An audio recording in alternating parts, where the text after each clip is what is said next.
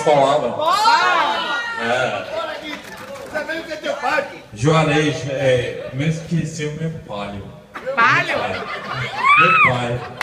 E Dona Neuza também, me esqueceu minha mãe. É porque me aconselhou que era tudo. E eu sou tua irmã, né, Kiko? É.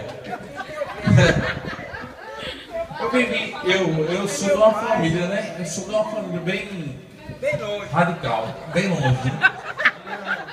Aí as coisas, ele me agradeceu porque ele, no caso, ele me acolheu aqui, eu moro aqui por causa de toda essa indiferença toda. Manda um beijo pra tua irmã que tá na Itália.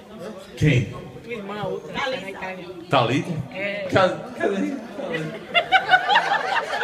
Obrigado, Juarez. Ele ali, olha. Ele ali, olha. Ali ele. Ele ali. Obrigado, Juarez. Falei. Meu pai, meu irmão, meu filho.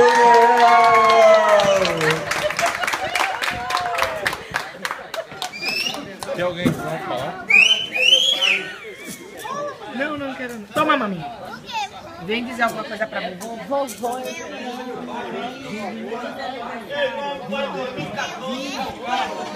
Essa cantora, né? Diz em italiano, diz em italiano. Vai. Vai, mamãe. Eu tenho vergonha. Vou chamar aqui. Eu tenho vergonha. Tu não vai ser cantora, né? Não. Como é que tu vai ser cantora com vergonha?